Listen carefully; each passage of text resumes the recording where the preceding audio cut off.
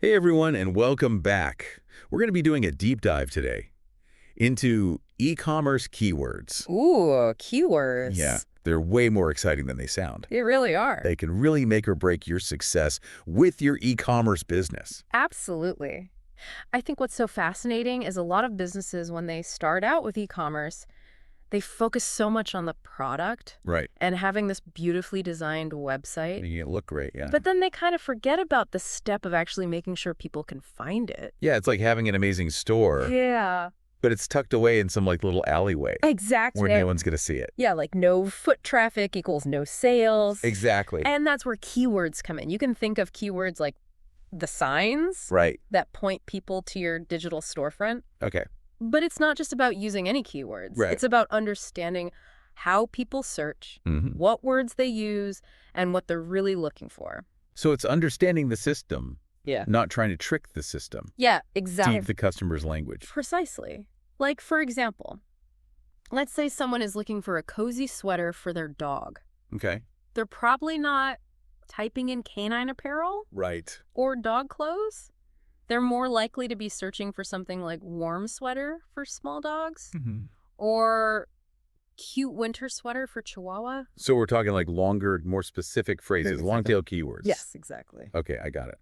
But what about those broader terms like shoes or laptops? Those are still important, right? Oh, absolutely. Those are your short tail keywords. Okay. And while those can be super competitive, Yeah.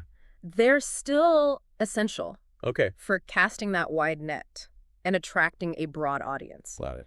So it's like those people who are just in those beginning stages of their buying journey, they might just be browsing. Okay, so just getting ideas. Exactly. So we've got our short-tail keywords for that more general browsing. Long-tail keywords for when people are a little closer to making a purchase. Right.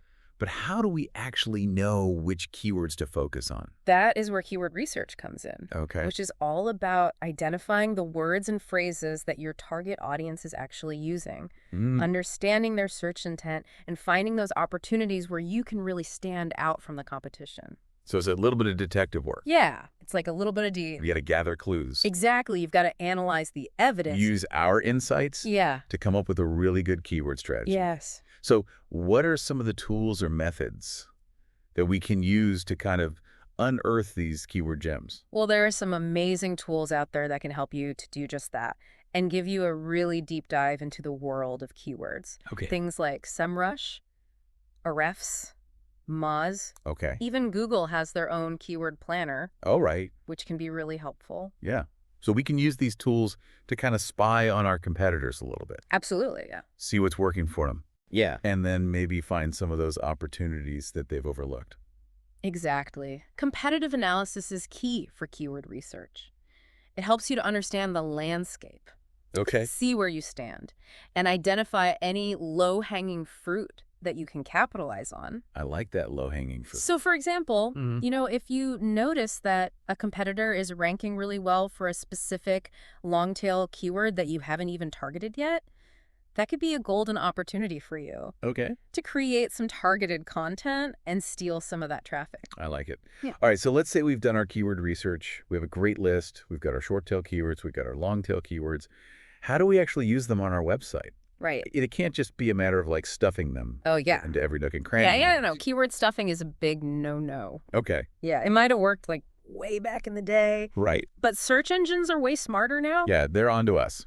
Yeah, they can easily spot when you're trying to like manipulate the system, Yeah. and they will penalize you for it. Yeah, it's not about quantity. No. It's about quality. It's about quality and relevance. Think of it like a conversation. You wouldn't just like blurt out a bunch of random words. You want to speak naturally. Use language that flows and makes sense to the other person. So it's the same with keywords. Exactly. Got it. Okay, so where should we be focusing these keyword efforts? What are the most important areas? Well, your product pages Okay, are your bread and butter. That's where the magic happens. that's where the money's at. It's where shoppers decide whether or not to hit that add to cart button. All right, so let's talk product pages. Yeah. Where do we start? Making these things SEO friendly, but still appealing and interesting to a customer. Right. Well, first and foremost, your product titles. Okay. That is prime real estate. Okay. Make them clear, concise, and descriptive, incorporating those most relevant keywords. So, for example, instead of just saying leather jacket, you could say something like Men's brown leather bomber jacket with removable hood. So we're being specific, hitting those keywords, but also making it sound good to the customer. Exactly. What about descriptions? Are those just as important? Oh, absolutely. Okay. Descriptions are where you can really flesh things out, provide more context, and weave in those long-tail keywords. Don't be afraid to get creative. Use storytelling to really highlight the benefits and the unique features of your products. So instead of just listing out like the, technical specs, we're painting a picture. Exactly. Okay. What about other things on the product page? Well, think about images. You probably have beautiful, high-quality product images. Right. Make sure that you are optimizing those alt tags, because those are not only helpful for search engines to understand what's in the picture, which can boost your image search rankings, but it's also great for accessibility for users who might be visually impaired. So it's a win-win. Exact. Got it. I'm starting to see how like every little element Yeah. really is an opportunity. Absolutely. But it's not just about the keywords, is it? Yeah. We have to think about user experience as well. Exactly. Because if a potential customer lands on your product page and it's like a confusing mess, Yeah. they are likely to bounce right back to those search results, Right. no matter how well you've optimized for keywords. So things like clear navigation, easy to use layout, quick checkout process, those are all important too. Absolutely. It's about creating a smooth, enjoyable experience for the shopper. So user experience and SEO, they go hand in hand. They do. Okay. Mhm. So we want a site that's attractive to the search engines. Yeah, But also, something that's easy for people to use. precisely. Okay. So speaking of attracting humans, what about content marketing? How can we use that to, boost our strategy and also engage our audience? Content marketing is such a powerful tool Right. of contracting organic traffic, building that brand authority, and naturally incorporating those target and keywords. Well, what kind of content are we talking? We're talking blog posts, articles, guides, videos, infographics, anything that provides value to your target audience and answers those questions that they are searching for online. Okay, so going back to that dog sweater, Yeah. cozy sweater example. Yes. Maybe we have a blog post like how to choose the perfect sweater for your furry friend. Exactly. And then naturally incorporate those keywords in there. Yeah. Like dog sweaters, winter wear for dogs, best dog sweaters for small breeds. Precisely, you're providing helpful information, establishing yourself as an expert, and at the same time, attracting those potential customers. Okay, so it's about finding that sweet spot Yeah.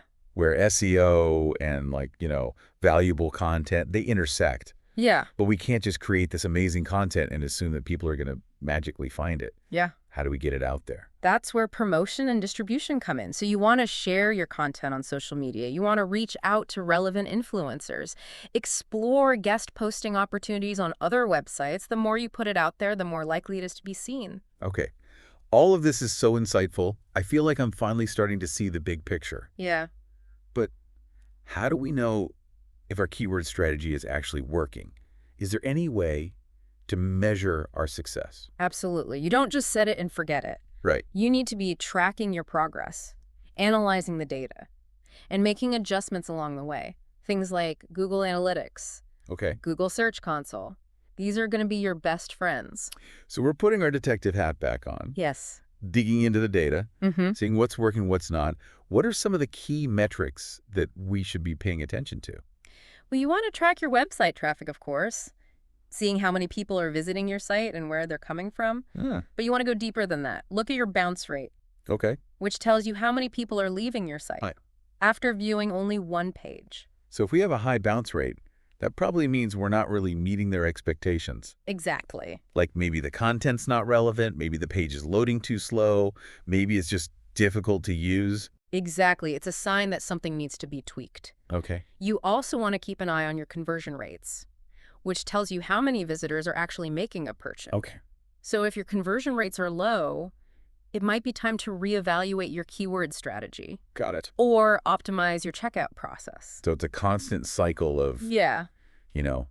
analyzing, tweaking, Right. refining. Exactly. Kind of like tending a garden. You need to nurture it, prune it, make sure it's getting enough sunlight That's a beautiful analogy. and water. Yeah, and it really highlights the importance of staying flexible and adapting to that ever-changing landscape of e-commerce. Right. What worked yesterday might not work today, so it's really important to stay informed, Right? experiment with new strategies, and always be willing to learn and grow. So true. Wow, this deep dive has been so eye-opening. And I feel like I've gone from like, fumbling around in the dark Yeah. to actually having a flashlight, Yeah. to help me see the path. It's amazing how much of an impact these seemingly small words and phrases can have on your business, isn't it? It really is. I used to think keywords were just about, pleasing the Google gods. Right. But I'm starting to see it's about connecting with real people, Yeah. understanding their needs, and helping them find the solutions that they're looking for. That's really the heart of it. It's not about tricks or shortcuts. It's about understanding your audience, crafting compelling content, and optimizing your website to Ah. create that seamless and enjoyable experience for anyone who visits. And it seems like with the right tools and a little bit of effort, anyone can do this. Yeah, absolutely. It's about empowering yourself, taking action, and never being afraid to experiment. So to our listeners out there, what are you waiting for? Start exploring those keywords, dive into the data, and watch your e-commerce business flourish. Remember, it's a journey, not a destination. This is a world that's constantly evolving. Right. So stay curious, stay informed, and keep those keywords flowing. Exactly. Until next time, happy optimizing.